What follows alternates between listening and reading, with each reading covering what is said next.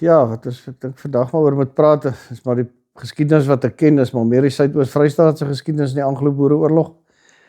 Uh, daar baie dinge afgespeel, ek dink met Christian de Wet, wat een van die bekendste mense is, kan ons maar praat oor die tweede dryfjag op hom, of sy eerste gepoogde inval in die Kaapkolonie, waar hy ook naby Sprinkansnek begin afkom het om de Westdorp deur, en toe die Smithfield distrik naby Alwisha ingekom het, en van daar af redelik weswaarts tot verby Breipaal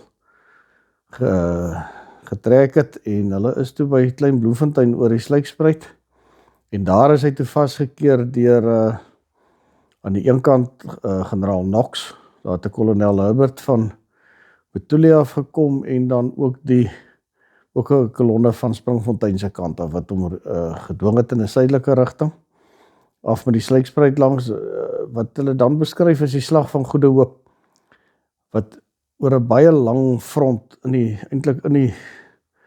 terwyl hy nou maar op die hele tyd op die Perre se rug plaasgevind het, en geweldige klomp koels uitgeskiet, ook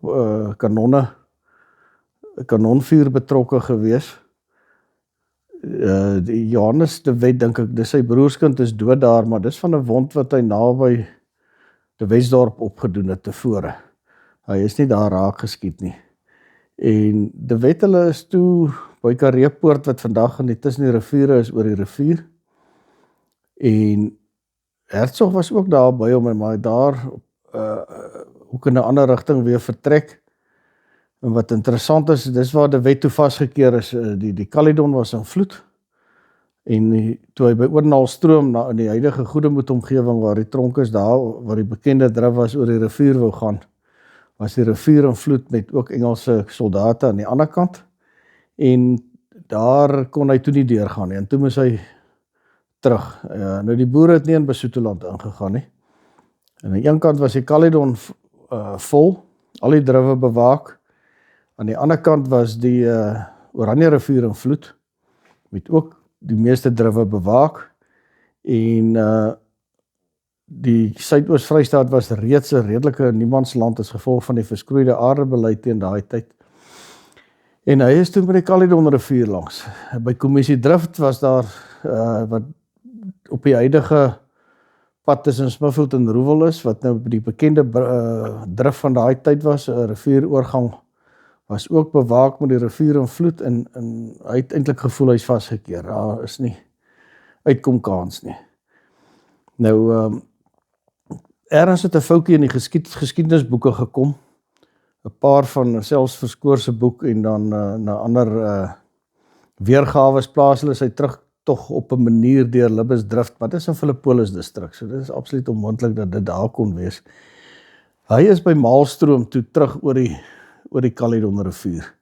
Dis 'n interessante drif, hy loop eintlik soos 'n aar net onder 'n draai in die rivier, oor die rivier, en dit maak dat die water daar net bietjie stadiger vloei, en 'n man op 'n perd kan deurkom, al is die rivier in vloed, en dit is so oorgedra, maar deur mondelingse oorlewering, maar daar is ook op die plaas Kwartelfontein nog 'n brief wat hulle in die argief in die Kaap gekry het, waar Piet Speek gaan vergoeding soek het van die Engelse, want hy het vir hulle gaan sê, de Wet is oor die rivier. En hulle het hom nie geglo nie, sê hy kon nie so vinnig ry nie. Dis onmoontlik dat iemand so vinnig kon beweeg. Nou ja, toe is de Wet nou oor die rivier, die agtervolgers is aan die ander kant, en hy het toe weer sy pad noordwaarts gevind, tot waar hy weer by Sprinkansnek weer deur die blokhuislinies is. En ja, so kon hy toe nou nie die Kaapkolonie ingeval kry. Ook die tweede gepoogde inval was ook mos toe nou maar onsuksesvol as gevolg van die reën en die moeras waarin hy toe beland het. Maar die toneel is interessant. Die vraag is, wie het vir hom gesê van die drif, en dat hy moontlik daar sou kon deurgaan, want as die rivier in vloed is, sal jy niks sien nie. Nou, een van de Wet se beste verkenners was Jackal Siegel, wat 'n Jood van Smithfield was. En mens het nou geen bewyse daarvoor nie, maar ek wonder altyd of of Jackal Seagull nie dalk daar die Wetse Bas gered het op die dag nie.